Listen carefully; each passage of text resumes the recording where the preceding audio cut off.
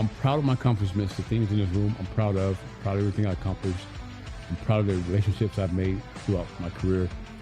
But most importantly today, I'm proud of myself. None of your business, Ushi. None of your business, Michael. It's the None of Your Business podcast, hosted by Michael and Ushi. Welcome back, everybody, to another fantastic, amazing episode of the None of Your Business podcast. We are back, Ushi, better than ever. I hope everyone holds on to their seats tight because we are about to take off to a hemisphere of nostalgia. We're sitting here with the one and only Doc Gooden. Doc, I am so excited. I have to first thank Prime Source, our sponsors, and I have to just thank everybody behind us that led us to this moment. You know, when we first started, we had no idea where this is going to take us. We knew that this is sort of like a therapy session for Ushi and I. We're enjoying the process of growing with each other. Yes. Sitting here with you, I have to just say it's not only nostalgic from the perspective of me knowing you as a child, but it's also bringing me back heartfelt memories of knowing what it's like to grow up and have someone that you look up to, someone that you got kicked out of school because of, and I'm going to explain that to you in a minute. But first of all, thank you. My pleasure. Thanks for having me. You guys continue success. I hear you guys are doing a wonderful job. Thanks for having me on here. And big thanks to Isaac for bringing this all together. And I'm glad we finally getting here and getting to chat a little bit. Yes, thank you. First of all, I have to mention, I love your home. Thank you. It feels comfortable here. All the beautiful pictures, the colors, your custom-made sneakers, all the different numbers on the wall. And it feels great to be here. And I want to really get right into it. I want to tell you something about me that, you don't know me yet. No. But one thing I'll tell you that may come as a surprise is that when I was a young boy, the first time in elementary school that I got kicked out of school was for trading baseball cards. Wow. Did you ever hear of this before? I've heard of that, but I haven't heard your story. Yeah. So I won't hear your story. You heard of the concept? Give back a little bit of the background as to what that means, trading cards in a Jewish Orthodox school, and why that's a little bit, it might be a surprise to him. Explain that to him. Yeah, that's what I was asking, like in terms of, have you ever heard that before? So growing up in an Orthodox Jewish school, we're supposed to idolize the rabbis, yes, and we're supposed to idolize the people that have wrote scriptures and, followed the scriptures and studied. And that's really nice. But, when you turn on the television at night and you want to relax and unwind, you don't really see rabbis talking to you. You see Doc Gooden on the mound.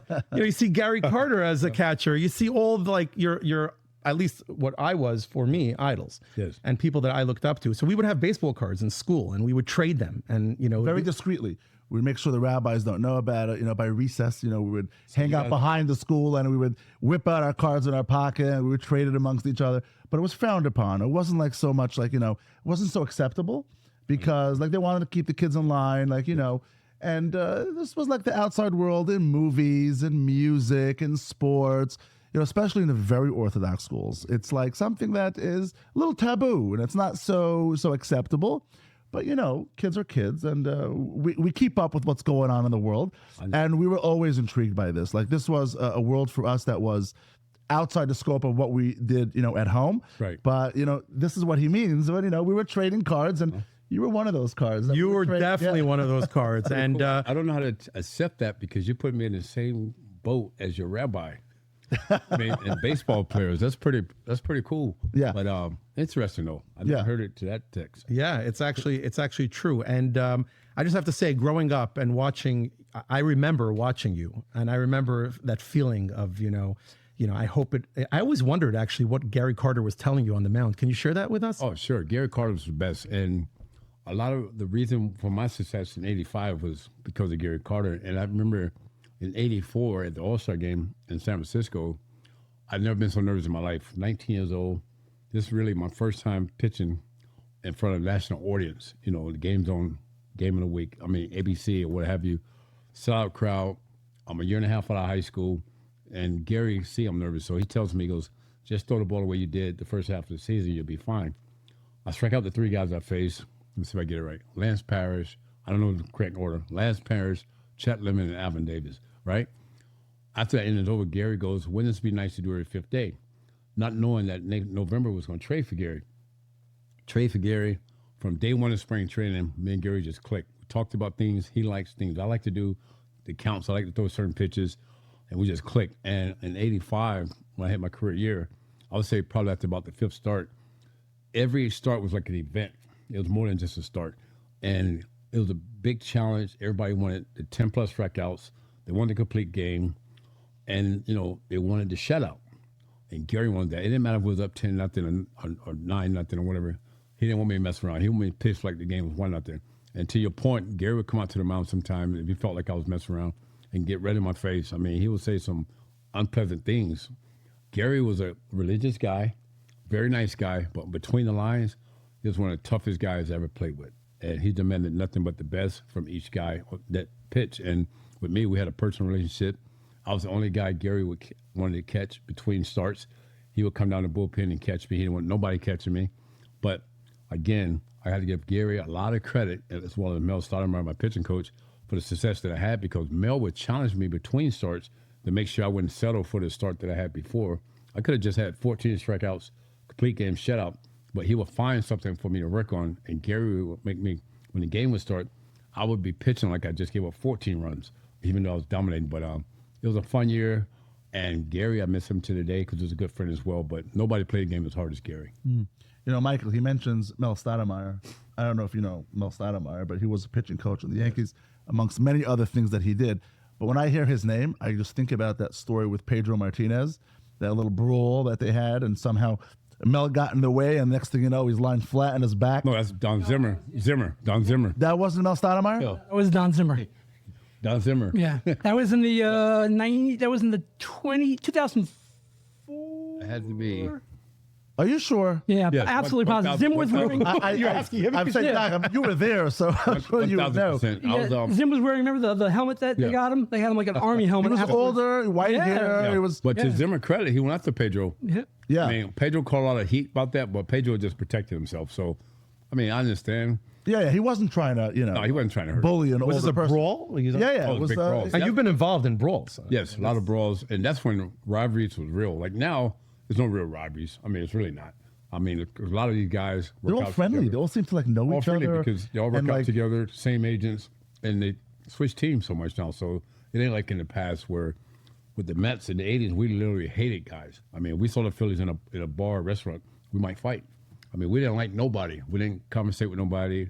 We didn't fraternize nobody on the field. We didn't like nobody. Was that something to build you up? Was that something to get No, you? that's just the way it was. It's just a natural. It's just the way it was before I got to the big leagues and just carried on. I say until probably like towards the end of my career, my last year was 2000. I can see it kind of fading out a little bit at that time. But in the early 80s, like we fight the Cardinals. We used to have the same spring training facility in St. Petersburg. We used to fight in spring training. I mean, it was real back then. Now, I mean, you might see a brawl here and there, but not much. Too many lawsuits flying around these days. Lawsuits, guys making too much money. I mean, they train together. Everybody's friends. Everybody's in each other's wedding. It's totally different. Like you take Gary Sheffield, my nephew. When they would come in town to play, I wouldn't talk to him. Not at the ballpark. I mean, at home he would stay at my house or whatever. But at the ballpark, we did not talk.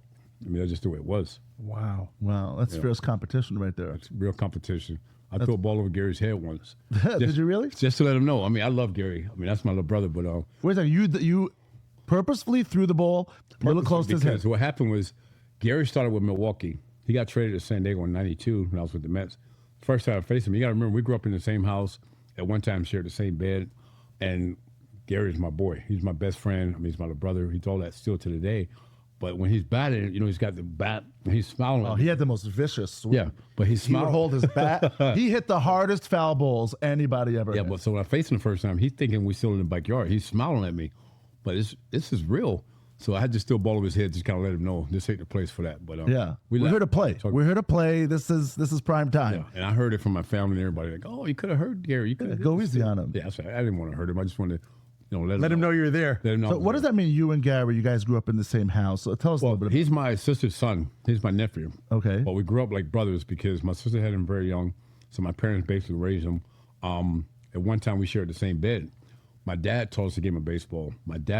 Me and Gary was very fortunate to have my dad teach us. And the thing I regret today is not finding out from my dad where did he learn his knowledge from. Because my dad grew up in Georgia, third grade education, worked in the cotton field. I'm the youngest sibling of 5 by 13 years. I'm the only one who was born in Florida, but my dad loved the game so much, and he taught me and Gary the game. And he knew Gary was going to be the hitter, and I was going to be the pitcher. But when we used to go to the field to work out, initially it wasn't fun because we'll go to the field, no bat, no glove, no ball. He had Gary just doing these drills, had me doing these drills with my leg up. That's where I get the high leg kick from. Teaching us mechanics. Once he felt our mechanics was sound, then he thought we can get the ball and glove. But initially it wasn't fun. But as we got older, we knew what he was doing. So me and Gary was very fortunate to grow up in the same house and have my dad and Gary's granddad teach us the game of baseball. So your father is who got it all started for you. 1,000%. This was his passion. This was his dream for you very early on. It was his dream that became our dream. And what I mean by that, I had older brothers, but it just didn't pan out with them playing sports. Me and Gary grew up in the same house. And one day my dad asked me, do we love the game of baseball? We said yes. And back then in the 70s, and you used to only have one game on TV, the game of the week on Saturdays with Joe Gaggiola. And then I was living in Tampa, we used to get Atlanta Braves games on the radio. So we have a game on the radio, game on TV. Me and Gary sitting there with our, juice and chips. My dad got his beer and chips or whatever. And he would quiz us on the games. We just thought maybe he was asking questions about the game, but he basically was quizzing us about the game. And then one question, if I can go back in time to ask him, how did he know Gary was going to be the hitter and I was going to be the pitcher? I was thinking that, yeah. That's the one thing I want to know. I mean, I was a decent hitter, but nothing like Gary, obviously. And Gary should pitch a little bit in Little League in high school, but nothing like the way I pitched. So he just knew this was the way it was going to be. And It turned out like that. At what age did you know you had it? What was that? Well, I started learning the game at 7. 7 years old. Gary was like 3. I'm 4. Gary was 3 coming up. Okay, so I'm 4 years older than Gary. But then when I got like 12, I totally dominated Little League. I mean, dominated. When I'm talking about dominated, I would strike out like 16 out of 18 guys, hit 2 home runs, drive in 5 runs, and win 5-0. But then the next year, when I turned 13, I went to the bigger field. Things kind of even out again. So I get to high school. When I was in high school, we didn't have freshmen. It just went from 10, 11, 12. My first year, I go to high school, and our team is loaded because we can get guys from different neighborhoods and put them in ROTC, and that can make them eligible to play baseball, right? So we was loaded. We had a guy, Vance Lovelace, he was the #1 pick with the Cubs one year. We had Albert Everett, Carl Everett's older brother, was drafted by the Twins. We had Floyd Yeomans, who was drafted by the Mets as well, that was traded for Gary Carter. So we played Tuesdays, Fridays, and Saturdays. So my sophomore year, I wasn't starting. I was playing outfield, whatever, but I couldn't even start, so I quit the team. My dad said, if you ever quit again, you'll never play. My junior year, I go back out with the team, and we got those 3 guys. We got Lovelace, Everett, and Yeomans in the rotation, right? I was like a relief pitcher. Or Yeomans get kicked off the team halfway through our junior year. He moves to California with his dad. I get into the rotation. That's when I just take off. I was just waiting for the opportunity. But if Yeomans don't get kicked off the team, I would only have my senior year. So technically, I only pitched a year and a half in high school. But when I got the opportunity, I just took off because I was technically, mentally, I was ready to work and ready to go. How fast were you throwing your fastball in high school? High school, I would probably say lower 90s. Wow, so you're ready to throw. What's the art form to be able to throw? Is this just like God-given talent? It's a muscle you've been working. How do you throw at 90 miles per hour at 18 years old? A lot of it is God-given talent, and it's what you do with that talent. Like I said, my dad taught me mechanics is very important, and I like to see guys hopefully get back to teaching mechanics. Now at the big league level, I think a lot of injuries is coming from that because now everything is based on velocity and spin rate. But my dad taught me mechanics, and we do a lot of tubing. What I mean by tubing is stretching with the band. We didn't do weights back then. A lot of long toss. What I mean by long toss, you start off playing catch long and you stretch your arm out, and that's gave me arm strength and then developing your legs. My dad was big on building your legs up, run a lot of sprints, and he felt like you can do as much weights you want with your lower body, building your core. You got to be strong in your legs. That's where your power comes from. But the muscles, your small muscles, you want to keep them more power and extension. That was my dad's philosophy, and that's where it basically came from. All right, let's see. Do I get a question? Yes, go ahead. Okay, I appreciate it. No problem. When did the name Doc come up? So I used to kid around and say it came from basketball, but this is a true story. So my dad had a friend, the guy's name was Dennis Williams, that was a doctor, a real doctor, right? And for some strange reason, when I was a kid, I used to go with him. We used to do these autopsies.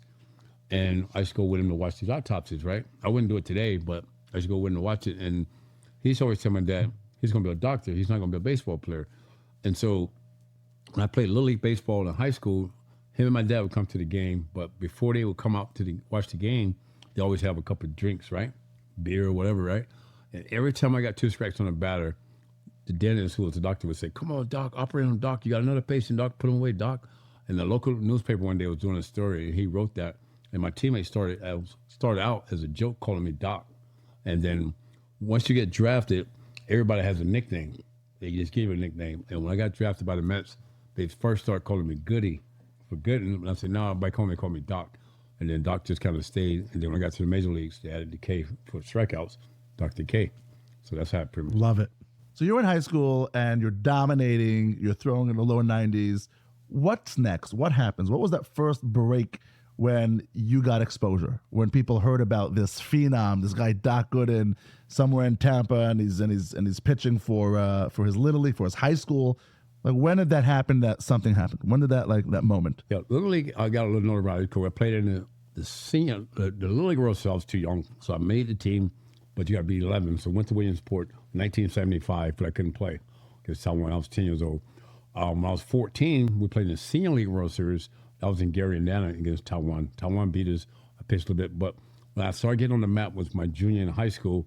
When you almost got kicked off the team, I got into the rotation. And the scouts, sometimes the scouts would come to watch Lovelace or Carl Everett, older brother, Albert Everett pitch. And I would come in behind these guys in relief. And so when the scouts were picking up their guns and this and that, then you hear the mitt popping, pow, pow.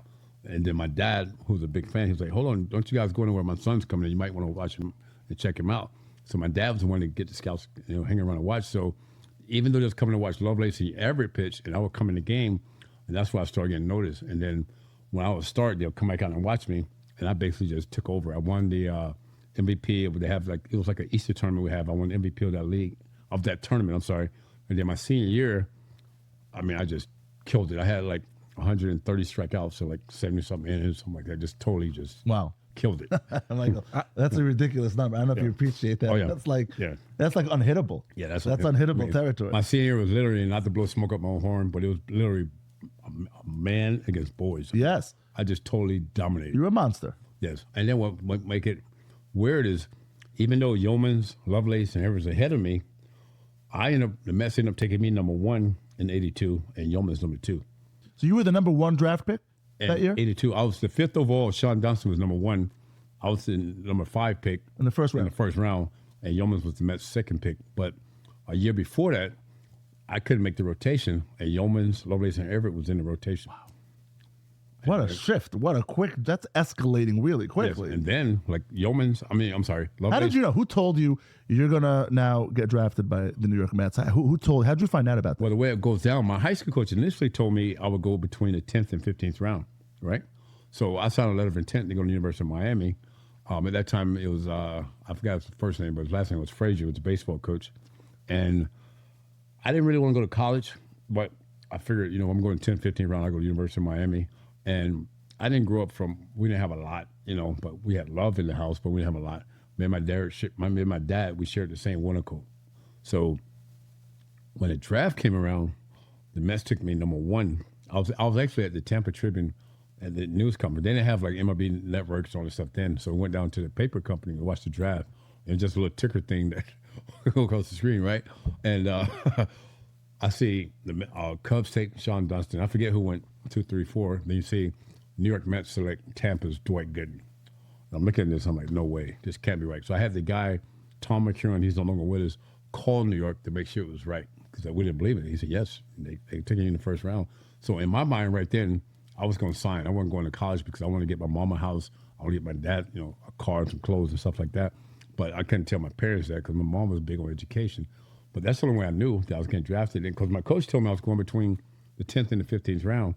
And that's the only thing I had to go on, because I had a couple of trials with Cincinnati Reds, who had spring training in Tampa, Pittsburgh Pirates, who was in Bradenton, all close to Tampa, but nothing major. They didn't promise me anything. So I thought I was going to probably go to college. But when I was drafted number 1, in my mind, I was going to sign no matter what. Holy crap. Okay, but you're talking to You realize that we have a lot of young listeners, and the fact that they have to try and grasp right now that had to go to the local television station to find out that he was drafted by the New York Mets. Yeah.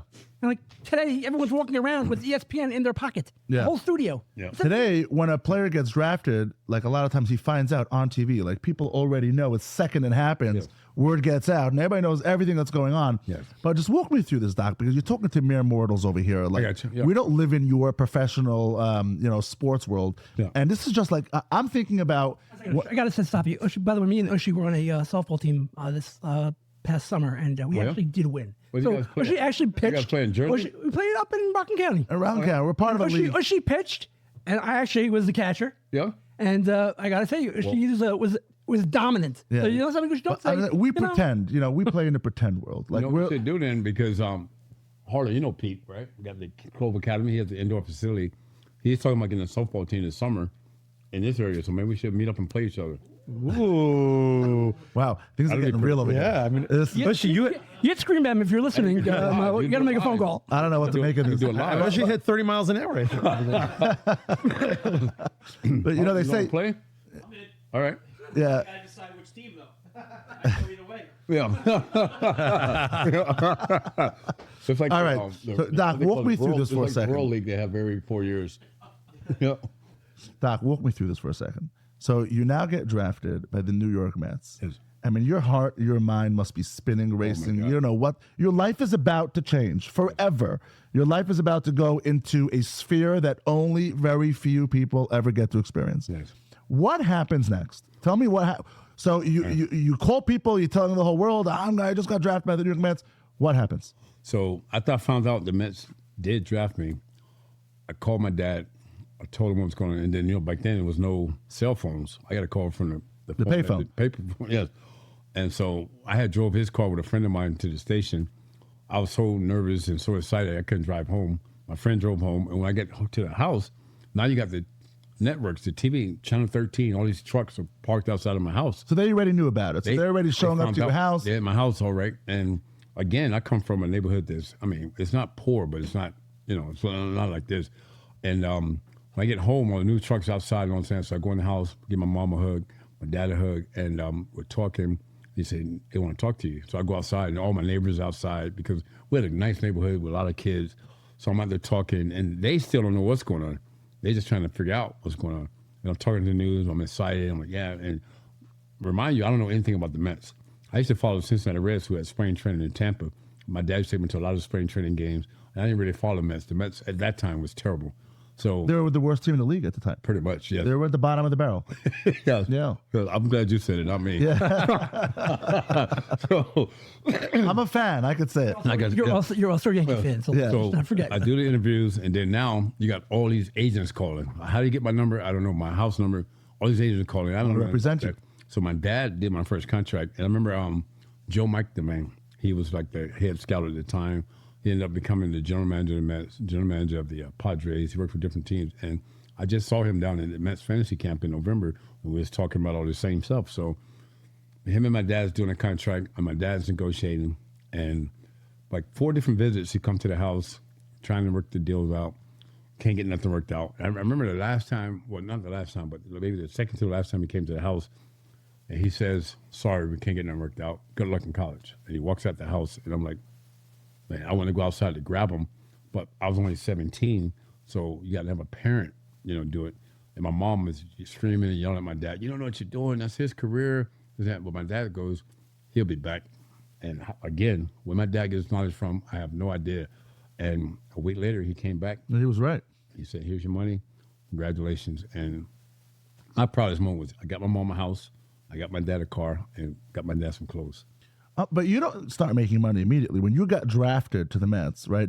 Is there an entry-level contract that they give? It's the bare minimum, isn't it? Yeah, you get a signing bonus. At that time, it was $85,000. Sean Johnson was number one pick. He got $100,000. But $85,000 to me at that time was like $85 million. Now, It was a lump sum. They gave it to you in one check? no, it's like, Over the year, they give it to you. yeah. And plus, my dad was over the money. And then, so once I got my dad a car, my mom a house, and then I went off to play rookie ball in Kingsport, Tennessee. 1 second, Doc. So you got your first check. You started making money.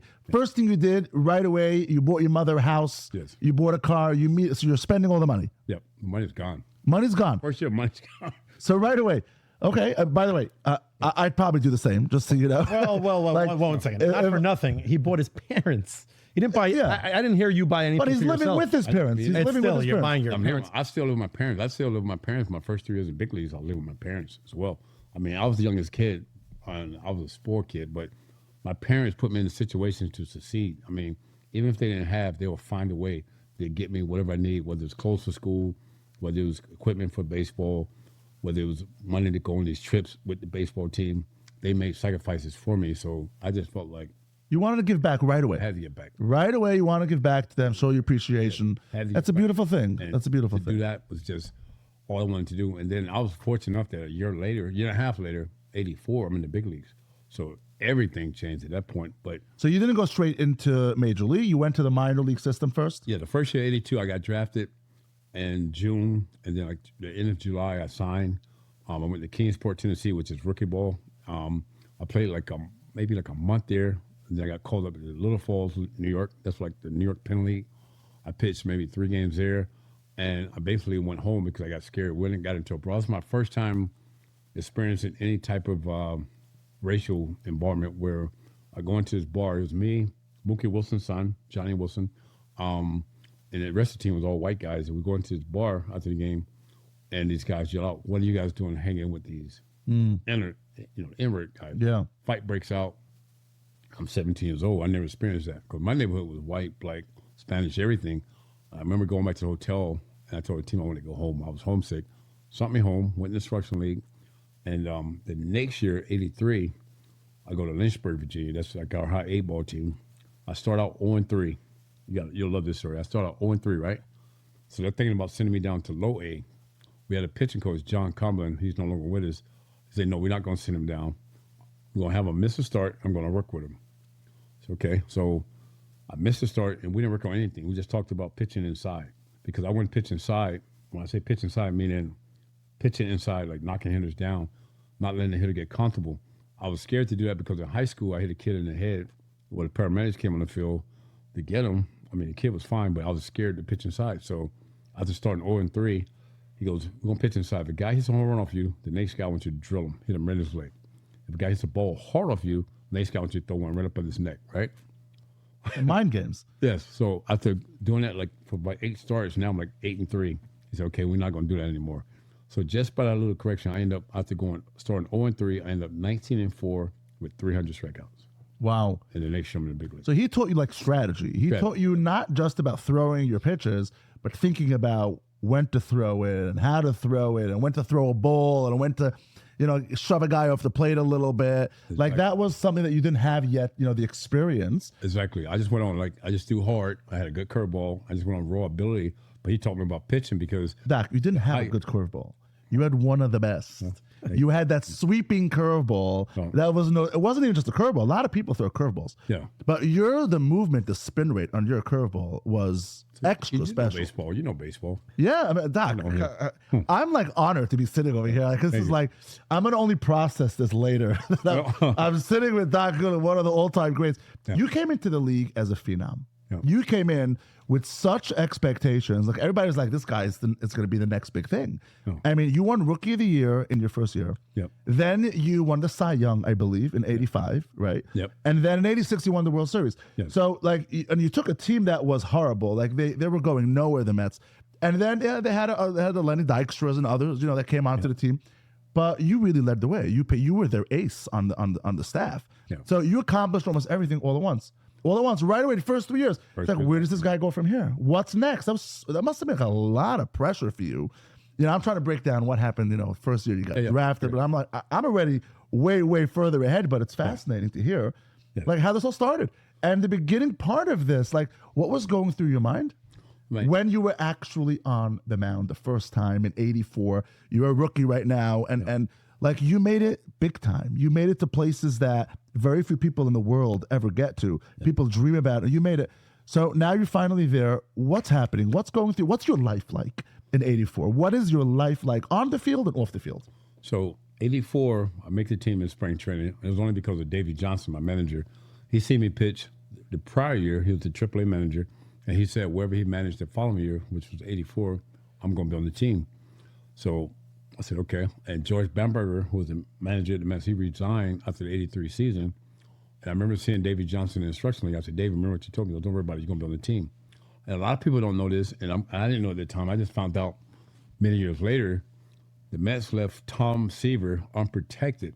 What I mean unprotected, they left him off the roster intentionally, which that was Davy's idea, knowing that somebody was going to claim him, which the White Sox claimed Tom Seaver. That's how I got on the roster, because I was a non-roster player. You got to be in the organization for 3 years to be put on the roster, but I had only been in the minor leagues for 2 years. So I got invited to camp, and that opened the door by them leaving Seaver unprotected. The White Sox claimed him. That opened a spot for me. But I only made the team because of David Johnson. And I remember the last day of spring training in '84, he said, congratulations, you're making the team. And I was so excited but nervous at the same time. And I remember one of the greatest moments I had was to tell my dad in the parking lot that I made the team. It was only the second time I ever seen my dad cry. I seen him cry at his mom's funeral, and I seen him cry when I told him I made the team. Tears of joy. Yep. And now I make the team. And so you start thinking, am I ready? Am I not ready? And I win my first game in Houston. Astros don't really have no big names at the time. I win the first game. Was that your first game you pitched? First start. Houston Astros. I win Houston. I pitched in Houston. The Mets kind of to fly my parents in. And I remember after that game, my dad said, what do you think? I said, I should win a lot of games. My second start was in Chicago. I get knocked out in the third inning. And then I'm telling my dad, I don't know if I'm ready. So it took me probably about 7 or 8 games before I knew I really belonged. And to answer your question, what it was like on and off the field was a lot of fun. But I would say after the All-Star break, after I made the All-Star team, I had 3 tryouts, that's when my name really took off. You made the All-Star team in '84? Yes, my rookie year. Your rookie year. I made the All-Star team and I broke the record. I struck out the first 3 guys I faced in the All-Star game. So you were probably one of the youngest players ever to be. Still today, the youngest player ever to pitch in the All-Star game. So you still hold that record? I was 19, a year and a half out of high school. And I was living in Port Washington, which is like, I don't know, maybe 30 minutes from here, right? I was living in a basement apartment. And it used to be maybe trucks parked outside the house. It was cars parked outside the house, kids hanging outside the house, just wanting autographs, wanting pictures. So that part wasn't fun because I couldn't go to the mall like a regular 19-year-old. I couldn't go to the movies when my girlfriend came up during the summer. I couldn't go around the corner and get pizza. So you just look forward to the road trips, but it was tough. I used to ride to the ballpark with Darryl Strawberry. He'll come pick me up and I'd rush to get in the car and we go. So that part was tough, and then just led into the 1985. I'm moving too fast, it stopped me. So I'm moving to 85, and the expectations from 84 going into 85 was like, crazy. The expectations that the media had for me, the team had for me, and the expectations I had for myself. But my 85 would have been better than 84. You won 24 games in '84. Won 24 games. And also, I had 16 complete games, and also I had 4 games that year where I pitched 9 shutout innings. I got no decisions, but that year I couldn't do anything. You couldn't go nowhere. So that part wasn't fun because now I'm 20. My parents come up. My sister comes up. My girlfriend come up. You can't go nowhere. I'm still in that same. Are they all moving to New York or living in New York at the time, or are they still living back home in Tampa? They're still living back in Tampa. Okay, so you're not seeing them other than when you see them sometimes at games or, They'll come up or whatever, but I couldn't go anywhere, just to the ballpark. So you were alone. Where are you living? Port Washington. I was still in Port Washington. I was still But by yourself? You're living alone? I have a girlfriend that kind of stayed there. So the two of you are living together? Yes. In like an apartment type of thing? Yeah, basement apartment. Same apartment, because back then the minimum was like 40,000, and then next year I went from 40,000 to I think maybe 125,000. So it still wasn't making a lot. And then the rent I was paying was $2,500 a month, non-furnished basement apartment. But coming from Tampa, that was big time for me, and it was tough. You couldn't go anywhere. Couldn't go to the city. Couldn't do nothing. So you look forward to going on the road. So that part was uncomfortable. And being from Tampa, I was a very shy kid. Quiet, laid back. I wasn't used to that. So that was tough. That was the toughest time to go through it. But at the ballpark, I found my peace on the mound because that's what I wanted to be. And that's what you were born to do. Every game was sold out when I pitched. It was great. And like I was saying earlier, that's when Carter played a big part. He made me accept that challenge. And I wanted to be on the mound. And it was like, no disrespect to the other team, but I felt like nobody's going to hit me. I had the home crowd behind me, and that was my day. It was bigger than just a game. It was like a show. You're just putting on the show for the crowd. And I'm kind of like out of character talking about myself, but that's just the way it was. No, that's the reality. That's just the way it was. You're actually underselling it a little bit. You were like you said, it was an event every time you pitched. Like, what is he going to do today? You know, and I have to stop it for a second, Michael. I want you to appreciate what's happening here. When Steph and I, when we go to our little league, game that we play in, and if I'm on the mound and there's like, I don't know, 19 people watching me, like I have a little bit. If my wife's in the stand, forget about it. I'm like, like I gotta perform. I actually banned her from coming to my games. I told my wife she can't come anymore because just too much pressure. Right. Stay home, please. He's doing this in front of 30, 40,000 people in the stands, especially in the later years. He's doing this in front of millions of people that are watching this, especially the nationally televised games. I understand what that's like, Doc. You got to walk me through this. Like, what? How do you not wilt away and just melt into the ground? Like, how did you keep your composure? And how did you excel while doing? I'm also curious if you had any superstitions. Like, did you ever not step on the foul line or any good luck charms? Take us through that process. So my superstition was, I'm going to go back to when I was in A-ball, right? So when I was 0-3, and what got me in first win was the day I had a Z28 Camaro. I finally got me a car after my rookie year, and I came home, and was that the first car? Like you were the That was first my first flashy car. car? That was your first the purchase. Camaro? that was my first purchase. Yeah. Nice. Mom and dad are taken care of. Yeah. You can Everybody's finally good. get your car. Yeah. Love okay. it. Love the Camaro, by the way. And I washed my car that day, and I got my first win. So I'm like, wow, this is it. So all baseball players are superstitious, pretty much. And like you said, I wouldn't step on the lines and none of that stuff either. And I washed my car that day, and I got my first win that year. And so every day that I would pitch, whether it was rain or not, I would wash my car. And then when I got to the major leagues the next year, that was my thing: wash my car and Italian sub. That's my other thing. It was just like night games. In my lunch, I'll get an Italian sub. I just felt like that was the key. I had to stick with that. Even if I had a tough game, I would still stick with it. Wow. And I did it for like 3 or 4 years, and then I just figured it wasn't working anymore and gave it up. But that was my thing. But were you like zoned in when you were on the mound that you didn't even realize what was going on around you, or did you always subconsciously know people are watching me? Like, what were the nerves like? How did you manage it? Yeah, to your question, so my rookie year, every start I was nervous every start, but I always pitched my best when I was nervous because I focused more. I think the games that I wasn't nervous, I would get hit because I wasn't totally locked in. But when I'm nervous, even like I do motivation speeches now to schools and colleges and stuff. When I first saw them, I look nervous. That's when I can get my best because I always speak from the heart. I don't have nothing written down. There you go. But when I'm real relaxed, then I'm all thrown off. It's not scripted. It's real. It's genuine. Like us here today. Like right now. Yeah, I it's just go genuine. Yeah, we don't from the script heart. anything. We like to talk from the heart. Yes, that's it. I think Doc, I'm that's actually the- curious. Did the fans play any factor in like the way you pitched that start? Like, did they like if fifth inning, 2 outs, everyone's standing? Is that The fans always even like now, I think sometimes the fans think I'm just blowing smoke, but I always thank the fans because they played a big part of my career. And to his point was like, Isaac, you might remember like the fans, when I got 2 strikes on a batter, everybody in the stadium be standing up clapping, won the strikeout. That worked to my advantage because if I threw the ball close and the umpire didn't call it a strike, the fans were going to let him know. And the hitters, they don't want to go down looking, so anything close, they're going to swing. But from a pitcher standpoint, the adrenaline that it gave me and the rush that you got from that with everybody, I'm talking about everybody in the stadium is standing up clapping. It was no better feeling than that. And that's where the breathing part come in as well. My dad told me to just take a deep breath because as a young kid, you don't want to get caught up in it. But I thrived off of that. That was my thing. I wanted that. What about the opposite? What about someone there screaming at you or cursing Heckling you. Yeah, heckling you. Or That was on the fine road. too. That okay. So like on the road, I didn't mind as long as I'm on the mound. But it was a time where I was in Philadelphia, like at the old Veterans Stadium. The bullpen was like in left field behind the fence, and the stands was above you. And those fans would be throwing stuff at you, throwing objects at you, and the security guard would turn his back.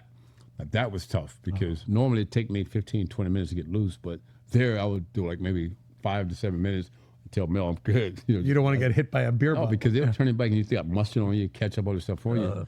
And What was they the won't protect you. rowdiest stadium that you would go to that you would hate going to on the road? On the road, I would say in Philadelphia, the old Veterans Stadium was tough because they were throwing objects. They were hostile. And the other one would be Chicago at Wrigley Field because you're literally, the bullpen, you're right here, and the fans are like right there.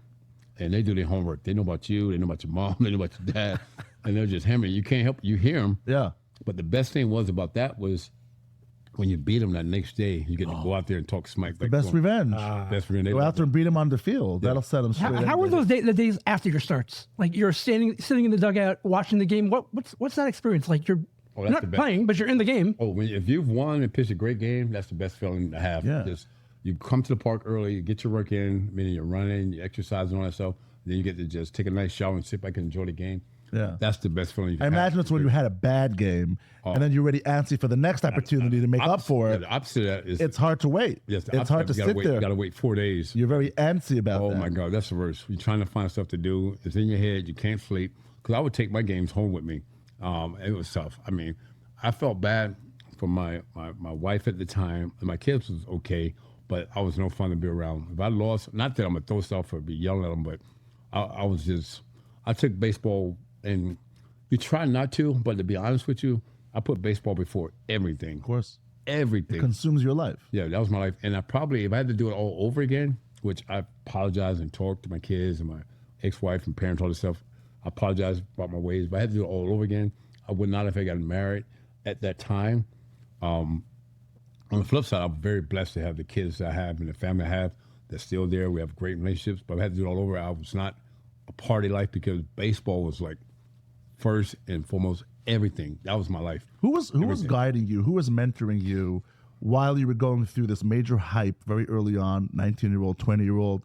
I mean, those are pivotal moments in your life, you know, and Yes. baseball is pretty much everything that you're focused on that you're doing, but there's off the field stuff as well. Yep. Like, I just imagine myself, if I'd be in your shoes, like, I'd go off the rails. I mean, that kind of popularity with that kind of talent, like, that's hard to control, right? That's really, really difficult to do. So who's advising you? Who's like, what's that like? Okay, it's 3 parts to that. The first part, like my first year I got made, we had a guy, Mike Torres, pitcher on the team. He was great. And I met him in spring training, and he told me, he goes, if you make the team, you start pitching well, I'm probably going to get released. What was the other guy? Oh, God, I just went blank. There was another guy, pitch on the team. You've been amazing with names till now, by the way. Yeah. You've been dropping. Did I just- like, I know you got I lost. keep wondering, how do you? Yeah, you remember get a all this? pass. You get a You get a pass. pass. Okay, This is all the right. first one that's evading Threw me you. off. Yeah. I think probably know. He probably helped me out. Who was the pitcher, the top Mets pitcher in 83 and 84 besides Seaver? Right-handed pitcher. He got released in 84. Craig Swan. Very good. Craig Swan. He said, if you pitch good, myself and Craig Swan, Dick Tidrow, we probably all get released. If you see it, Ron Darling, you got to start pitching well. Sure enough, I make the team. Mike's on the team. And he said, the days that you're not pitching and the days I'm not pitching, you're going to sit next to me. And I'll have to sit next to him, and he'll say, what would you throw here? Why would you throw this pitch? So he was teaching me along the way. On the road, I would have to go out to eat with him. So then, after 84, then they ended up releasing him, Craig Swan, Dick Tidrow, released all these guys, right? And then Mel Stoudemire kind of like became my mentor on the road, where he'll come by the room, make sure I'm not homesick, follow me around, make sure I'm okay. And as you mentioned, with the pressure I had on myself, I put on myself, the fans put on me, the organization put on me, the media put on me. 84, like you mentioned, you win Rookie of the Year. 85, you win Cy Young. 86, I won the World Series. 87, now I got the problems happen. So I had people there I could have went to, but a lot of times, and I'm not justifying anything, a lot of times because I was a breadwinner, I say, man, I'm having some problems. I need to talk about these problems. I said, you're fine. Because I come from a home where men don't talk about problems, men don't hug men. Have a drink over it, pull your boots up, tighten up, be a man about it. So a lot of stuff I kept in that I wouldn't talk about. When the alcohol started getting bad, the drugs started coming in, I had people that I could have talked to. I had people on the team I could have talked to, but my ego wouldn't allow me to do that because I was put on this pedestal. So the problem started getting worse and worse. So 87, when my problem started, I went to rehab. And that's part of the reason why I got married when I came out. It was a selfish thing, but it was a thing I was trying to protect myself. But at that time, when you say who mentored me at that point, Mel Stoudemire played a big part. I had a guy, Dr. Alan Lance, who worked with the team, was there as well. So I started getting guys that was there to help me. Keith Hernandez was very influenced, and Gary Carter was my guy. Even Gary, wow, I can't say this so I get choked up. I think it was 2012 before Gary passed. That's when he had his brain aneurysm, he had his problem. He said, Doc, look, I'm going to fight my problems to the end. I want you to fight your problems and help people with what you're going through. We're going to do this together. That was the last conversation I had with Gary. Wow. And so I had some downfalls since 2012, but since then, that's been my thing to try to carry the message. Not for Gary, because you could do things for certain people, but until you do it for yourself, it doesn't work. So that's where I'm at today. Wow, well, that really strikes me. Very courageous of you to to be open about it and to talk about it. But you said something like men don't talk about their problems. Yeah. Today in our society, Michael, I mean, Michael is like the number one father I know. And Aw. and I think on our society, it's much more acceptable to talk. There's much more of an environment that it's not taboo anymore. Like, it's not okay. Like, you don't have to just man up. I feel like I wish, like, 20, 30 years ago, like when my parents were growing up, that they had more access to that kind of things we have access to today. Yes. Today, we're much more of an understanding society that so much could have been avoided. Oh, So much things could have been different if we didn't have that mentality of being so closed-minded and not being open-minded and understand that these things exist and this is real-life problems and everybody is susceptible to it. Everybody can get sucked in very easily. right. And let's deal with it instead of shoving it under the rugs. right. And how many people suffered and suffered and suffered because of it? Oh, 1,000%. And the thing is, like, my parents, I know for a fact my dad, like, they love me, no doubt about it. My mom would say it, my dad never said it, but he grew up that in his household. He grew up in the sticks of Georgia. Like I say, that's the way he was brought up. Like, men don't hug, men don't tell another man you love them. So I had to learn all that, so I didn't do the same thing with my kids. I had to break that cycle. And I remember one time a therapist said, well, when you go in the house, you go up to your dad and you give him a hug. And I went in the house, I was going up to my dad to give him a hug, but he put his hand out.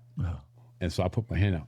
And I'm not blaming my dad. I'm not No, just of finding course, things. That's just the way it was. Yeah. And up until I found it in 2019, I got 2 DUIs in 1 week. I was living in New Jersey. And the courts wanted to send me back to rehab, but I had already been to maybe 7 rehabs, right? So I had to put my ego aside, my pride aside, and say, you know what?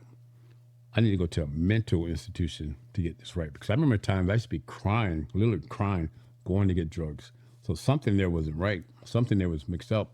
And I said, no, let me go there. They said, well, you're not crazy. The first thing they said, no, you're not crazy.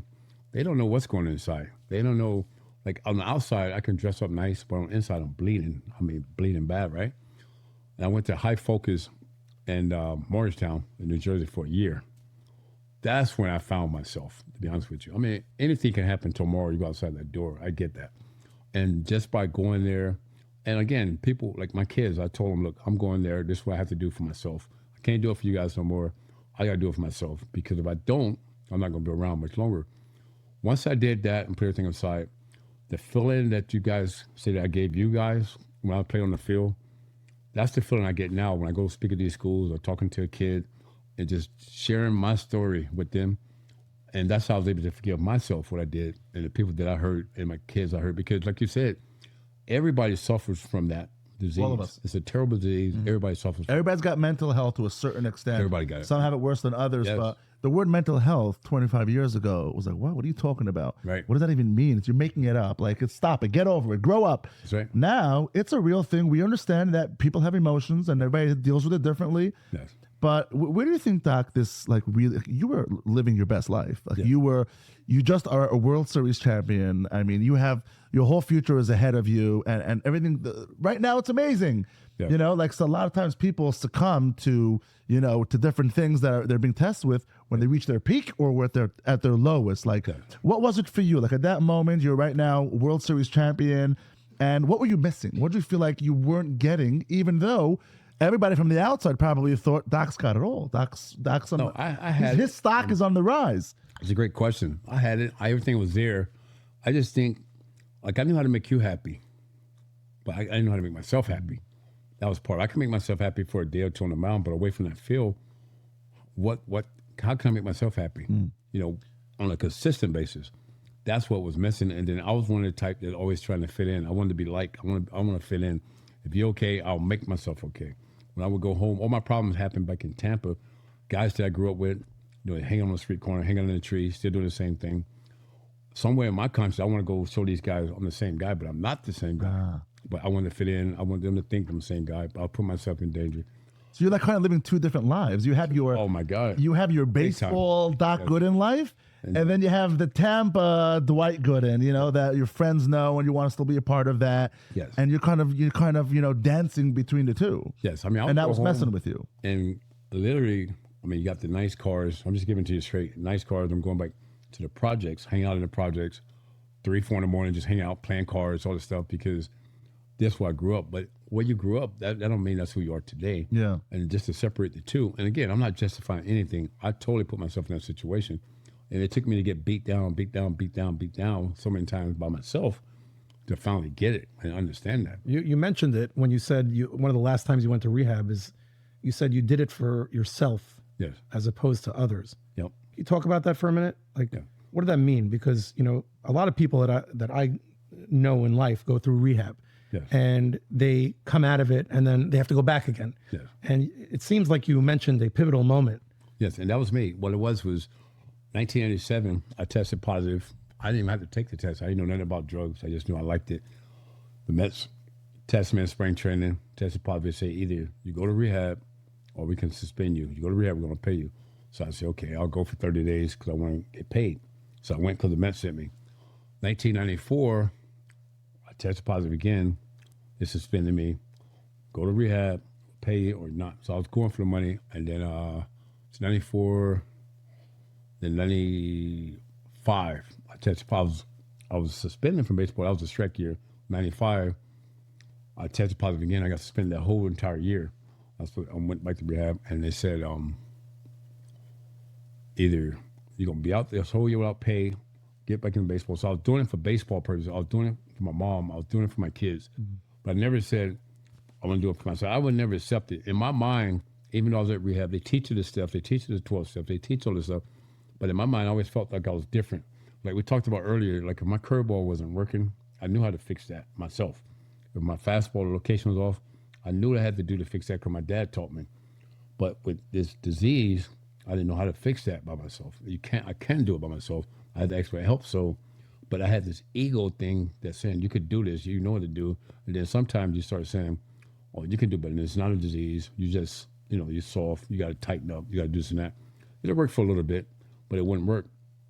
So last time in 2019, when I went to court, they wanted to send me rehab. And I said, no, I need to go to get the mental institution. I had to just put my ego and my pride aside and just accept where I was and do it for myself. And I told my kids, I'm going in for myself. However long it takes, I'm going to do it. And the first couple of months, it was tough. It was very tough because, again, my pride was getting in the way. Like, how can I be here after the baseball stuff, the wars and this and that? But you had to put the baseball stuff aside and say, I'm dealing with my life now. My life is on line. I've been to prison. I've been to jail. Been to rehab. Only place I haven't been was the cemetery. And if I don't get it right, that's next. And I have to accept that and understand that. Wow. And when I first got to... That's heavy. Those are very heavy. Yeah, it really is. When I first got there, to tell you how this disease works, when I first got there, I'm looking at these people, and they're like, wow, I don't belong in here. But I said, wait a second. I looked at my track record. I said, I'm exactly where I belong. I had to accept that. And as I was in there, I started feeling good about myself. It took time. Time. But this time around, you did it because you wanted to. Because I wanted to. You were out of the denial stage, and you recognized that yes. I do need to be here. And that's the road to recovery starts with acceptance. That's the first thing. That was the best thing I could have done for myself. Wow. Best gift I could have given myself. Wow. Doc, just so you know, you were a public figure. I mean, you had your poster hanging in Times Square for over a decade, I believe, something like that. Yes. I mean, you couldn't go anywhere without seeing the face of Doc Gooden. That kind of pressure, that kind of notoriety would get to anybody. I keep saying, like, if I was, I could only dream of having that kind of accomplishment to my belt. But I mean, you did it all. You couldn't probably walk the corner without having hordes of people just chase you down. Like, you were a celebrated person, especially in New York. I'm sure in entire Major League Baseball, but in New York, you were the it thing. Yeah. I mean, this is bound to get anybody, but let's talk a little bit about the good times. Let's go back to that. Yeah. So it's 86, 87, something around there, and you sign now a 3-year, $15 million agreement with the Mets. Yeah. They extend you. I mean, this is a dream come true. This is the moment. This is now big time, and like, you don't even know where to spend this kind of money at this point. Like, it's a substantial amount of money. Mm-hmm. So what happens when that contract comes in? You sign it, and what happens from there? So from there, initially, I remember go back the year before, 87. I went to rehab. We're going to get to the good part. I went to rehab. I was there for 2 months. I come out. I still won 15 games. I won 15-7, and the Mets gave me a $100,000 pay cut, and that crushed me because I felt like I won 15 games. I missed 2 months. I won 15 games. I still had the most wins on the staff. everybody got raises, but I took the cut. So that's okay, no problem. And in my mind, I know the New Yorkers don't want to hear this, but it didn't happen. But in my mind, I'm leaving. I said, I'm out of here. I got one more year, 88. I'm out of here. I'm a free agent. I'm a free agent. I'm gone, right? And so after the 88 season, that's when we lost to the Dodgers, unfortunately, and they gave me a 3-year deal. And when they approached me, everything was forgotten. You know, the personal feeling was gone. And by getting the $15 million, I remember going back thinking to myself, I remember sitting in front of the stove for heat with my parents. I remember sharing the same coat with my dad. Now here I am. I got $15 million coming to me. What can I do? And with myself, my dream was already set. I got to play Major League Baseball. That's all I wanted to do. I'm good. I got my one son at the time, Dwight Jr. I'm married. So at this time, I moved the whole family to St. Petersburg, and I bought this whole block, right? I get my sister a house. I get, two sisters. Two sisters got a house. My brothers got a house. My niece got a house. My nephew got a house. My parents got a house. And now I finally move out on my own because I had to live with my parents my first 3 years in the Major League and get a house. So we got this whole block that we own. And you bought everybody a house. I bought everybody Wow. a house. Houses for everybody. Wow. Houses for everybody. You're a lucky broker. Did your agent take care of everything for all this? Like, how did you go about, Who was facilitating all this? So my agent, that's a whole other story. Oh my God.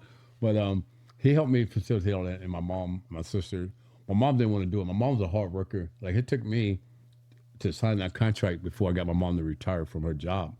My mom worked at a nursing home and she was happy with that. That's what I get from helping people. My mom, she'll help everybody. She cooked for the whole neighborhood, all this stuff.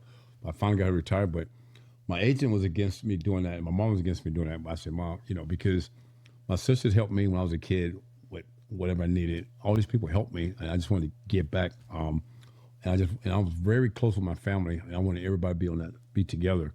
Because at one time I thought about just building a big house and we all move together, and my mom said, that's not happening. Wow, that's crazy. So everybody got separate houses, no mortgage. You pay everything out in cash. Everything else. And you just buy everybody. Everybody had their house. Everybody didn't have You car. built them brand new houses, or you bought existing houses? Bought up block? existing houses. Bought existing houses. Bought people out. And that was one of the greatest things I did, for my family. Do they still live? Anybody still live in any of those houses? Everybody's gone now. Everybody's most of gone. them back to Tampa. Unfortunately, my parents passed away. My brothers passed away. But at that time, it was one of the greatest times. We had like maybe 5 years. That was great because you always had a hot meal. We used to have cookouts in the middle of the neighborhood. And you were always had a funding everything. babysitter. Say it again? You were funding everything at the Yes. time. And the neighborhood, everyone knew you in the neighborhood Everybody there. knew the neighborhood. Yeah. I mean, it was great, man. We had block parties. Like when in '97 when Sheffield won the World Series with the Marlins, we had a block party for him. I mean, it was just so much fun.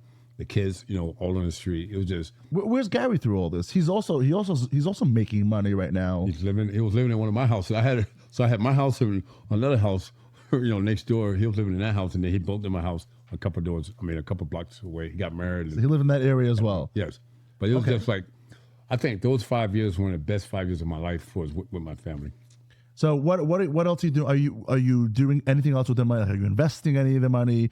Are you trying to be a little savvy about it? Or right now you're just spending and living the good life? Just spending, living a good life and putting some away. But then that's where the agent came in. We asked about the agent.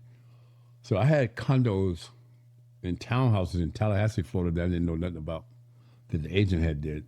And so a lot of times I try to talk to athletes about agents and different things about. But my dad used to always tell me, son, even if you understand or not, pay attention, read everything. But I got comfortable with, as long as I got a credit card in my pocket, I'm good. I'll let my wife and I'll let the agent handle everything. But at the same time, the agent was investing all this stuff that I knew nothing about. Unfortunately, in, what year was it? 96 maybe? No, I bought the houses in 87. I'm going too fast. Yeah. You bought them in Bought the house in 87. Yep. Bought the house in 87. So, so it had to be 95. I finally got, I don't know if you guys know Raiden and Grown. I met this guy, Vincent Kenyon, that worked on Wall Street. Very small guy. We started talking. He's like, yeah, you need to check this stuff. Can I take a look at this? And we developed a relationship that we're going to a lot of AA meetings together. So yes, and I forced my agent to show everything. And that's how I found out this guy did all that to me. And this guy was like going to church every day, clean cut guy we thought had been Wow. with me since '85. And he was messing you over behind the scenes. Behind the scenes, So he was making some moves. He was pocketing some of that money. out of it. And so he also basically bilked you out of some of that money. A lot of it, yes, a lot of it. I got some of it back, but not quite as near as what Was he an agent for any other players, or he was just for you? Sheffield. Oh, so you and Sheffield.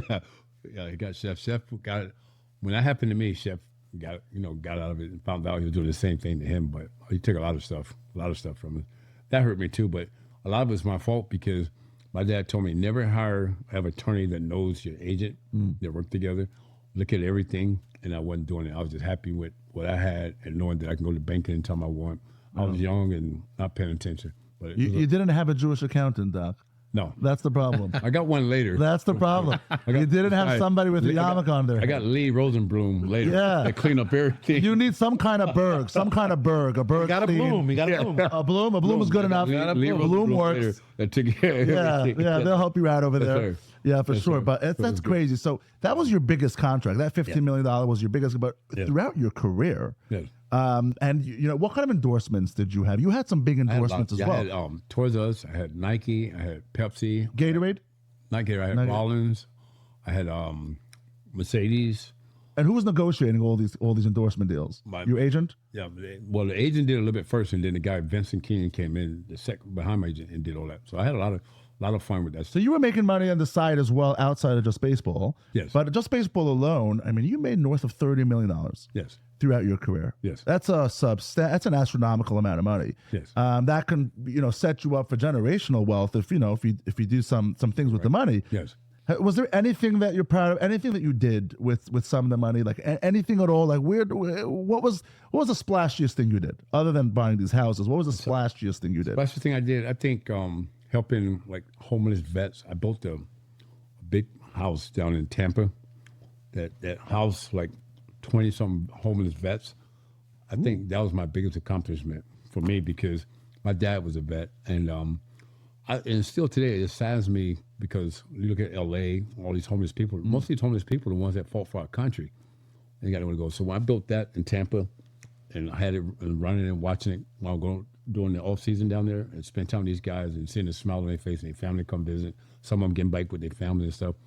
That was my biggest award, to be honest with you. That sits right there with the World Series and the Cy Youngs. Yeah. To be able to give back like that. They changed the landscape today a little bit. Today in the athletic world, any sport, whether it's basketball or football, any sport, they pay you big salaries. They don't give the money anymore to the players like all at once. Like anybody gets caught up in that. You hand me $5 million, I'm going, I'm buying a yacht, and I'm going to go party a little bit, right? But like look at Shohei Ohtani, right? One of the biggest sports stars today in the world. He deferred most of his money for paying it out over the next 100 years. And that's a really smart thing because, quite frankly, you don't need that kind of money to really live, And also, people find out, you signed it. It's public knowledge. Everybody knows you just made a lot of money. All of a sudden, everybody comes out of the woodwork. All of a sudden, your friends come out. All your extended family comes out. And how do you say no? How do you say no to everybody? This guy's been my childhood friend since I'm, 10 years old. This is my family member who knows my mother, who knows my grandmother. And Doc, I can tell just by sitting a little bit with you, you're a generous person. Yes. Like you have a good heart. You're a nice guy. Yeah. Like you don't come across like this arrogant, sport. I've done this now. Who are you to talk to me? You're the opposite of that. So like you had probably a very hard time saying no to people. I got burned plenty of times, even by family members. I got burned by that same thing. Tell you real quick, my niece. So once people started like in the neighborhood, I got all the houses. Then I had a house that Gary was staying in. That was my house. But then when he built his house, I had the house open. I was going to give it to my mom's church. And then some of my sisters started moving out of the neighborhood. They're getting married and moving out, right? So my niece, her boyfriend was locked up. And so my sister said, would you let, Anita was her name, would you let her stay there? I said, okay, I'll let her stay there for a couple months. So I let her stay there. Then I said, all you got to do is pay the utility bill. That's it. That's it. Just utility. And so I had to get her to sign the paper for the house. Oh, she's gonna pay utility bills, and she had like 3 kids, and I'm living next door, so they come eat, everything, and then even the utility bills most of the time I'm paying it for. Her boyfriend gets out, they move to Tampa, so now instead of point anybody moving, I'm retired. I'm gonna sell the house, but I need a signature back on there so I can sell it. She says, "What do I get?" So what do you get? So to make a long story short, I had to give her $10,000 so I can get her signature on the paper so I can sell the house when I let her live there for 2 years for free. That's my niece. That's my sister's daughter. Wow. That makes me mad. I just- That's people. You give them a nickel and they take $1 instead. Like you give them a finger, they want the whole hand. Dude, I just one story. I had friends do all kind of crazy. So I helped get cars signed, like co-sign for a car. The car break down. They don't want to pay for it no more. So I had the car towed. Then they get pissed because I had it towed. We're not speaking no more today. I mean, just crazy stuff. Because of my kindness, I let people take my kindness for weakness. And these are relationships that get affected forever because of Forever. these Yeah. things. And these guys I grew up with, like that guy who did that, my friend, we knew each other. We lived across the street from each other since we was 3 years old. And today we don't even speak because of what happened with the car. I mean, so did you really have my best interest, or did you like me for what I had and what I could do for you? I had to learn all that stuff along the way, you know.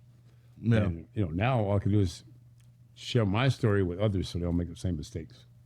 For sure. Carry on. So, Doc, I mean, you had a very colorful life. I mean, you had experiences that some of us can only dream of. Yep. You've seen it all. You've lived it all. You had your ups. You had your downs. Yes. And a lot of in betweens. Yep.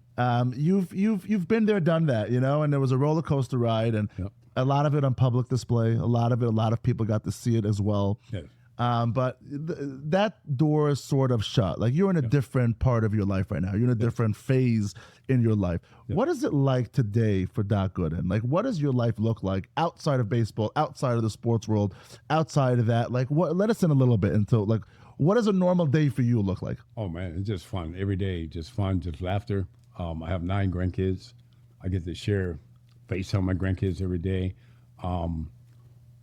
2023, I was inducted into the Negro League Museum Hall of Fame. Yep. You know, last year I got my number retired. Those awards you see on the table right there, all from like mental health and addiction, helping people, giving back, and stuff like that. And now I wake up, I have fun. I have a son that goes to the University of Maryland that plays football. I have a daughter that's first year in high school. She's going to play softball. So I'm either down in Maryland, I'm running to Tampa, seeing my grandkids. Some of them playing sports. I'm at the Met games, Yankee games. I'm a Met at heart. So last year going to the games was a lot of fun, and watching sports and just enjoy my life, looking back at, like you said, where I was, what I'm doing today. And I'm proud of my accomplishments, the things in this room I'm proud of. I'm proud of everything I accomplished. I'm proud of the relationships I've made throughout my career. But most importantly today, I'm proud of myself. And I'm not trying to blow smoke because I know where I've been, I know where I come from, I know the things I accomplished. But today I can look back and say I'm proud of myself. I know how to make myself happy today. I know what I went through. I'm glad that I went through the things I went through. I'm sorry that I hurt the people that I hurt. But I think if I hadn't went through certain things, I wouldn't have got to where I was today. And today I'm very happy with what I'm doing. There's no pressure on me. I'm glad I can get in my car and drive, not worry about the red lights behind me. You know, You're a private citizen today. Yeah, I can You're be- just living the everyday life, just my enjoying your neighbors, family. Yeah, like I go to the grocery store, I'm just saying hi to everybody. I try to Do be. people still recognize you right now when you go outside? Like when you go to the grocery, does anybody recognize you right now? A lot of Or- people. They still? Sometimes what happens is one guy says, "Hey, Doc Gooden, let me take a picture," and then that draws the attention. But Then one other guy people don't come say in. anything, Who's then that? you're Oh, fine. it's Doc Gooden. Oh, Doc Gooden. Like they've heard of you. How many times have you said, "No, I'm not Doc Gooden"? Oh, who's Doc Gooden? Oh, you're talking about? No, I don't mind. But like if I'm with my grandkids, then I don't fool around. But it's fun. It's still fun. I go to Little League games. I do stuff with the Pete Academy. He has an academy right here. We do a lot of stuff training kids. I just try to be as normal. You're giving as I back possibly right can. now. You Yeah. really are, and that's amazing. By the way, we'd be remiss if we didn't talk about the fact that you have something you did in Major League Baseball that only approximately 300 other people ever did in Major League Baseball. And there have been thousands and thousands of people that have come across the game. Right. But in '96, I mean, talking about a comeback, talking about, Wow. changing your persona and learning from things and becoming better for it and not giving back. I mean, you had the epitome of that story, which was you were struggling in the early '90s. Yeah. You were coming in and out, And by the way, you were still pitching pretty well throughout this ordeal. Like, Yeah. you were that good, Doc, that you were able to have your habits, off the field Right. and still be able to do your job, and you still performed at a very high level. Yeah. But then in '96, you came back. For the New York Yankees, and I'm a Yankee fan at heart, by the way. I apologize, No, it's but fine. I'm a Yankee fan at heart, and it's an unforgettable moment. You come in there and you pitch a no-hitter. Michael, I think if I have the number correctly, I think it's about 323 people have done that in the history of the game. Baseball's around for over 100 years. over 100 years it's around. I should say 300 since we started recording that stat. So it could be from the 1930s. But that's you're in such a small little tiny class of people. Yes. And after all this, you come back, and this is a life lesson, Michael, for people. Yeah. Is that you can have any situation happen to you and still reach such great heights. What was that like? The no-hitter Doc, many people dream of having even a shutout. Right. A complete shutout game is a big accomplishment. A no-hitter? How'd that happen? Wow. I mean, I'm up here shaking my head just saying that because, like I said, I don't like blowing smoke on my own horn, but that day, as you talking about it, I'm reliving it, right? And I don't get choked up a lot talking about this stuff, but that day, everything that happened with that, like you say, 94, I get suspended from baseball. I go to Betty Ford Institution in California, come back, the Mets want to cut ties, and then you have the strike, right? Mm-hmm. So I'm sitting home, still struggling, test positive. I get suspended for the 95 season. Now I'm missing the whole season. So now I'm missing a year and a half, thinking that it's over. I remember at times missing my kids' birthday parties, missing all this stuff, right? Now I start working out at a junior college, trying to get back. Nobody wants me. George Steinbrenner. I met at a meeting with George. Bless his soul.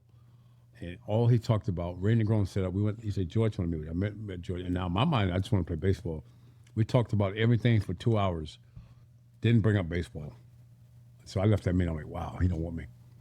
The next day, George called me. I met him in Tampa. He called you himself? Yes.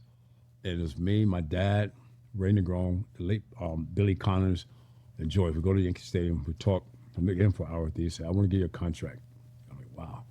And to be honest with you, no offense, but I hated the Yankees. I hated the Yankees. If you're not a Yankee, everybody hates the Yankees. I hated the Yankees. I'm a Met. I hated the Yankees, right? Yeah. And I'm like, but I miss New York. I miss the fans in New York. I want to make it right with the fans in New York. And I had an opportunity to go to the Marlins. That's where Gary was playing the Marlins. I had an opportunity to go there. But I'm like, I got to go back to New York. I got to make it right with the fans. Sound the Yankees say, stay out of trouble, pitch the way you know you can pitch, you'll be fine. Again, there's something about that 0-3. I start off 0-3 with the Yankees that year, right? And I'm thinking to myself, I haven't gave up on myself. I said, I know I can pitch. I'm just off a little bit. I'm just off. So they take me out the rotation. They trying to decide whether to send me down to the minors or release me. And if you ever heard of a pitcher being bench, I was bench. I mean, I'm not getting in the game if I'm up 10 or down 10. But Mel Stoudemire, that's why it means so much. He would bring me to the stadium every day early, and we kept working. We were working. And I'm like, man, I got to get this. And Mel said to me one day, he goes, do you believe you still can pitch at this level? I said, I do. I do believe it. I just need time to get. He said, you don't have time, Doc. You got to figure it out. Unfortunately, David Cohn got the aneurysm in his arm. And George Steinbrenner was the only guy that said, put Doc back in the rotation. Nothing against Joe Torre. Joe Torre said, Doc is done. I don't want to put him back in. Brian Cashman, gentleman, said, no, I'm not for this. George Steinbrenner, the only team, said, put Doc back in the rotation. My fourth start back in the rotation, if my memory serves me correctly, was a no-hitter. But what made it so special, I felt like it was coming. We played against Seattle. Seattle got Ken Griffey. I'm blowing smoke now. We got Ken Griffey, Alex Rodriguez, Edgar Martinez, three guys that should be Hall of Famers. Jay Bruno, Paul Sorrento, Russ Davis. I mean, we got all these guys, right? And that's murder row right there. Murderous row right there. And what made it so special, so my dad had been on dialysis for 15 years. And he was going towards the end. And the day that I pitched, the next day he was having open heart surgery. So I was supposed to fly home that day to be with my dad because they say he's probably not going to make it because his health is deteriorating. But if he don't have the surgery, he's definitely not going to make it. That morning I woke up, all I could think about was the time I spent with my dad at the Little League fields, the time I spent at the Cincinnati Red games with my dad, all the time father and son spend together. I said, you know what? He would probably want me to pitch. So I called Joe Torre, who was the manager of the team. I said, I'm going to pitch tonight. He said, no, go home, be with your family. When you're ready, you come back. I said, no, I'll see you tonight. I'm going to pitch. Then I called my mom. I said, Mom, I'm not coming home. She said, you have to come home. Your dad is expecting you. Need your support. All the family's going to be here. Tell me what time your flight gets in. We're picking you up. And I hung up on my mom because she was making me feel guilty, right? So I get to the park, talk with Mel Stoudemire for a little bit. I said, I'm ready to pitch. And the first minute of that game, Joe Girard is my catcher. I was just whatever he put down, whatever sign, I'll just throw it. But I was standing in the walkway between the dugout and the clubhouse, telling him, thinking about my dad. When is he gonna make it through, right? Not until the 6th inning, I realized that I got a no-hitter going because I looked at the scoreboard to see what hitters was coming up. You see no runs, no hits, no errors. And like, wow, 6th inning, I got a no-hitter going. So I was able to put my dad's situation aside. Ended up pitching no-hitter against Seattle that day, right? And I remember when I got the last out and the team is carrying me off the field, all I can think about is where I was the prior year, getting took out of rotation. I'm at Yankee Stadium doing this. Is my dad gonna be okay? It's all going through my mind. And after the game, I took a ball from the game to fly home the next day. Obviously, I didn't go to sleep. And when I got to the hospital, he was on life support. The doctor said he did get he had to give him a radio. So he heard. He heard the game, yes. He ended up passing away. Never made it out of the hospital, but the last game he saw me pitch was that no-hitter. So that would always be special. Unbelievable. Yeah. Unfreaking believable. Yeah, and I remember I was at the bottom, what they call rock bottom. I was at the bottom a year and a half out of baseball to come back the first year and do it. That's why, to live that, and when I share my story, I try to tell kids that no matter what you go through, if you believe in yourself and put the work in that you have to put in and you're true to your true feelings, you can dig yourself out of it. You might not get back to that top where you was, but you can get back out. Absolutely. It'll help your life. That's what it's all about. Absolutely. And you gave your father his dying wish. At the end of the day, this is what he wanted for you. He wanted this for you from a very young age, and you gave it to him in the most immaculate fashion, in the most immaculate way you gave it to him, which is really astounding. Unbelievable. I mean, that was incredible, that whole experience. And for the people that got to watch it live, I didn't see it live, but that was like one of your highlight moments. We have some questions that we want to throw at you, Doc. Okay, just as we're wrapping up over here. Okay. Just like let us in a little bit because for us outsiders, we don't really know what goes on in baseball. We only see that 2-hour window that they show us on. We don't see what happens in the clubhouse. We don't see what happens, when you're going out with, First of all, let me start with this question. Yep.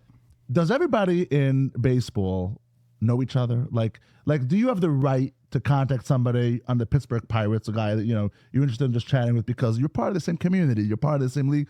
Or is it like every man for himself? Like, no, why are you talking to me? I don't know you. We both play baseball. Like, how did that work? So you mean like a guy if I'm on the Mets and I call a guy from the Pirates? Yeah, like, can you get somebody's cell number just like that? Because, I mean, you could, like, there's two parts to that because it's a different area. Like, during my time, I wouldn't even want to talk to nobody on the Pirates.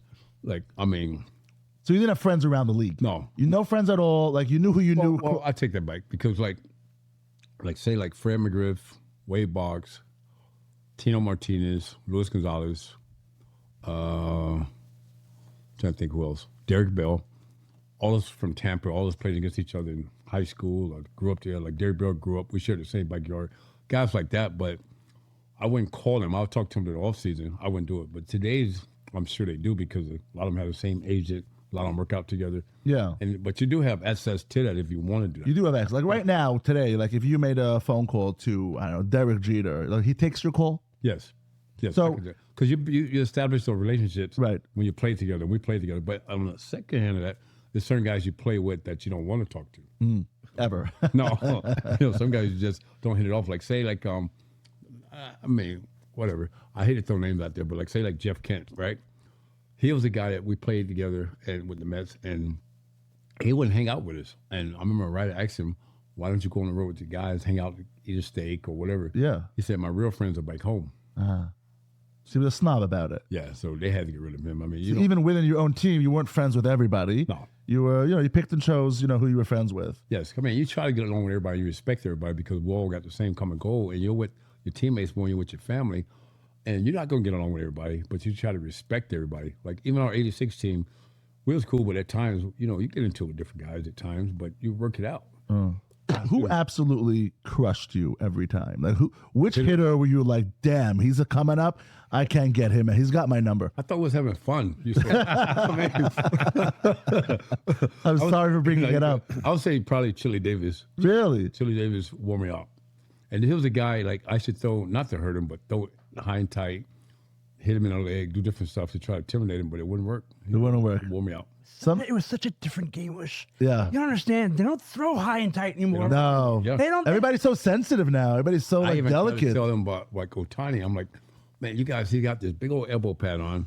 He's crowding the dish. He's comfortable.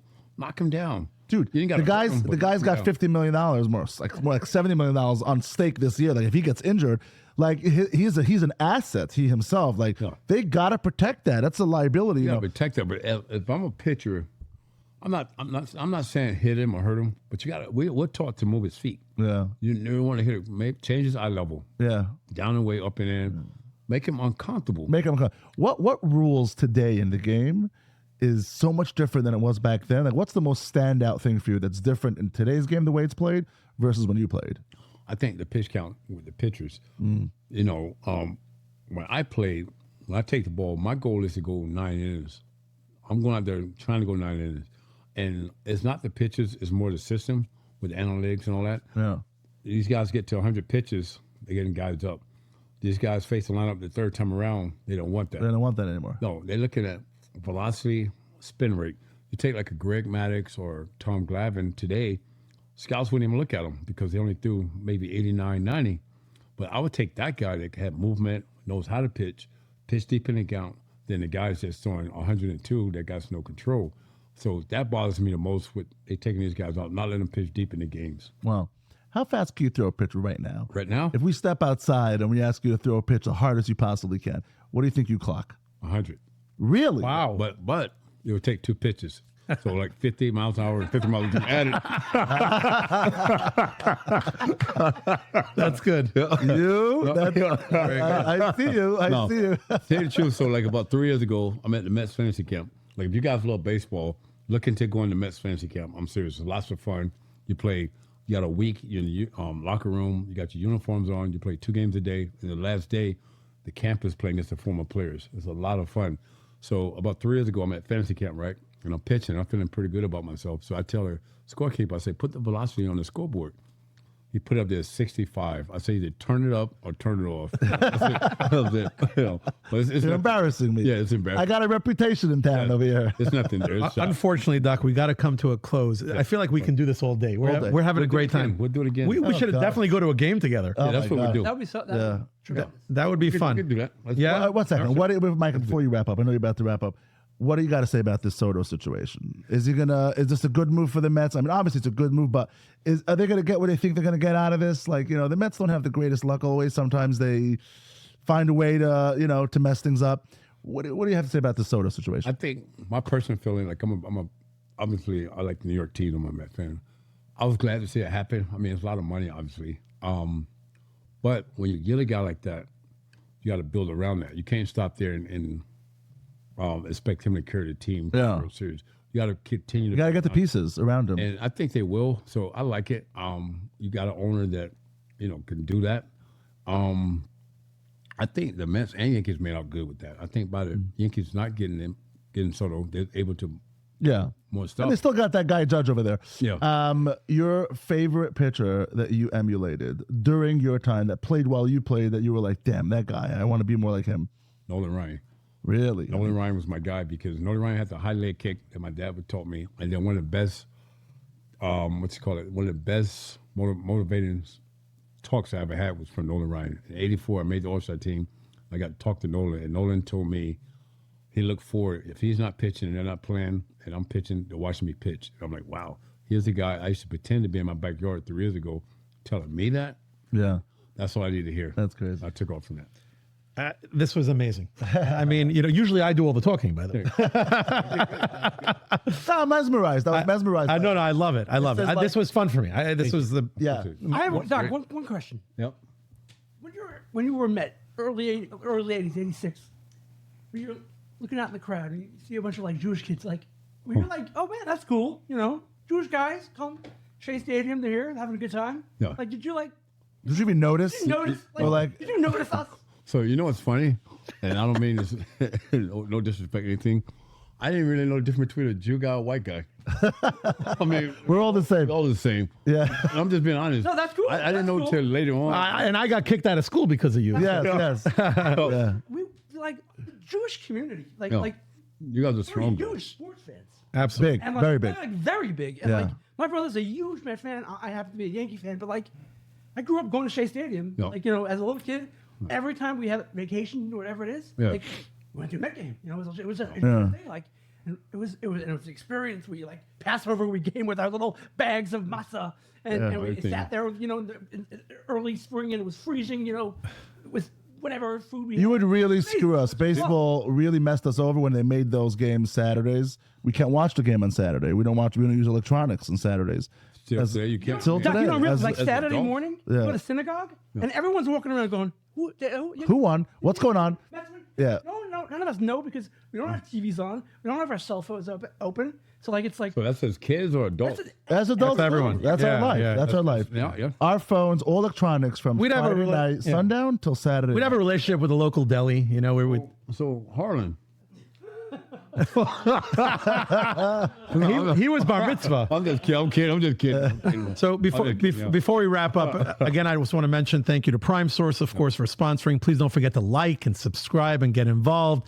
Just want to ask you, we do this to all of our guests, and I hate to put you on the spot, but here we go. All right. You had a good time? I had a great time. I'm not just blowing smoke, but this was great, and hopefully you guys have me on again. I appreciate it. Do you have any questions for us?